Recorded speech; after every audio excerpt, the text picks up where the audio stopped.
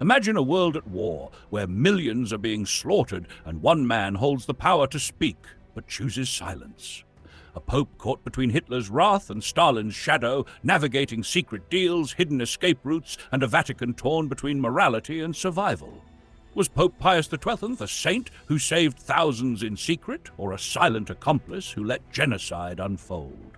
As the truth remains locked behind Vatican walls, new evidence could finally expose the most controversial pope in modern history. Stay with us, because what you're about to hear might change everything you thought you knew. Pope Pius XII, 1939 to 1958, a detailed historical analysis, Twethen. Born Eugenio Pacelli on March 2, 1876, in Rome, Italy, served as the head of the Catholic Church from 1939 until his death in 1958.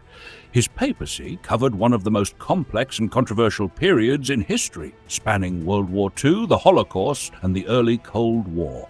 He played a significant role in shaping Vatican policy, responding to the rise of Nazi Germany, the Soviet Union, and the post-war restructuring of Europe. Even today, historians, theologians, and political analysts remain divided on his legacy. Some view him as a silent enabler of Nazi crimes, while others argue he worked behind the scenes to save thousands of Jews. His actions, or lack thereof, continue to be debated. 1. Early life and rise in the Vatican, 1876 to 1939. Education and early career. Born into a prominent Catholic family in Rome, closely associated with the Vatican. Studied law, philosophy, and theology, earning doctorates in both canon law and civil law. Joined the Vatican Secretariat of State in 1901, starting his career in church diplomacy. Role during World War I, 1914 to 1918. Assigned to the Vatican Diplomatic Service, working under Pope Benedict XIV. Helped organize Vatican humanitarian aid for war victims, especially in Belgium and France. Advocated for prisoner exchanges and relief efforts for civilians. Vatican diplomat in Germany, 1917 to 1929, served as Apostolic Nuncio, Vatican ambassador to Germany during the rise of extreme nationalism. Developed a deep understanding of German politics, but did not directly oppose rising anti-Semitic movements. Key role in the Lateran Treaty, 1929. Helped negotiate the Lateran Treaty, which recognized Vatican City as an independent state and settled conflicts between the Church and the Italian government. This treaty solidified the Pope's political power and established Vatican neutrality. Cardinal Secretary of State, 1930 to 1939, became Cardinal Secretary of State, responsible for Vatican diplomacy. Signed the Reichskonkordat, 1933, a treaty with Nazi Germany guaranteeing Catholic Church rights in exchange for the Church staying out of politics. Critics argue this treaty legitimized Hitler, though at the time, Pacelli believed it would protect German Catholics. 2.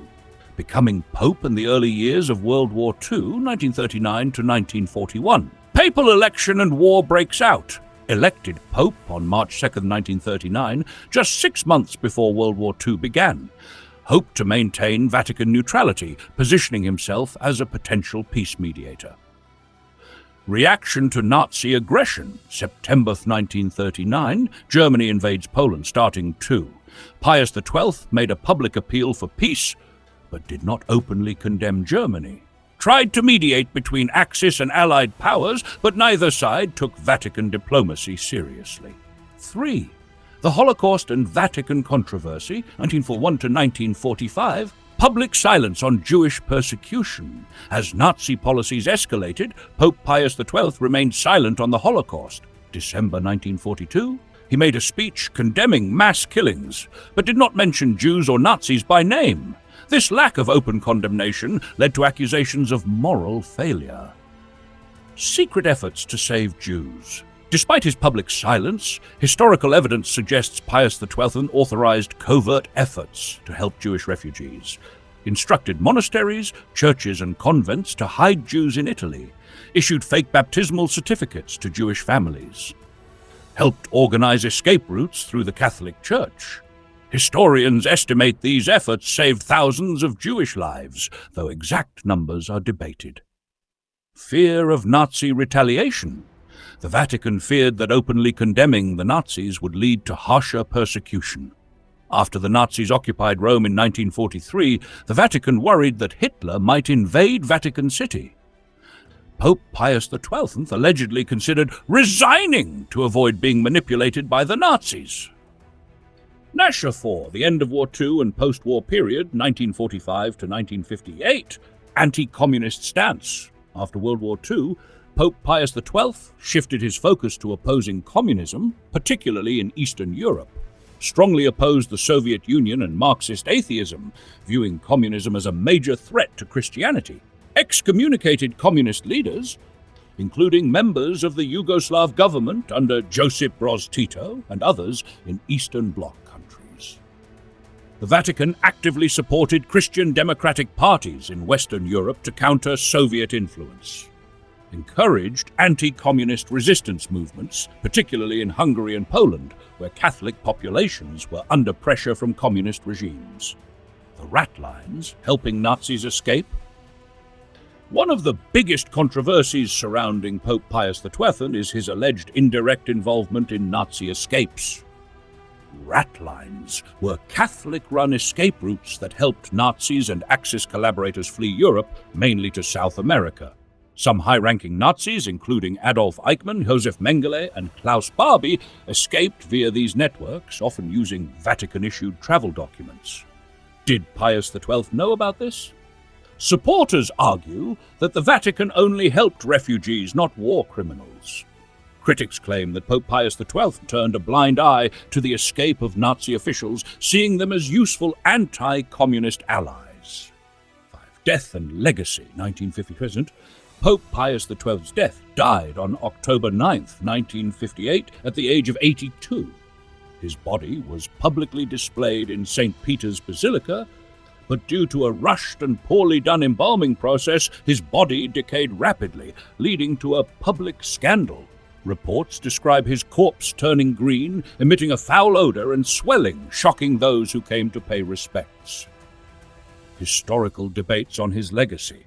Defenders, mostly Catholics, argue he secretly helped save thousands of Jews by hiding them in Catholic institutions. His silence was a strategic decision to avoid Nazi retaliation against Catholics and the Vatican. The Vatican was in a weak position and had to act cautiously to protect millions of Catholics in Nazi-occupied territories. Critics, mainly historians and Jewish organizations, argue he never openly condemned Hitler or Nazi atrocities, despite knowing about the Holocaust. The Vatican's neutrality allowed Nazi crimes to continue unchecked.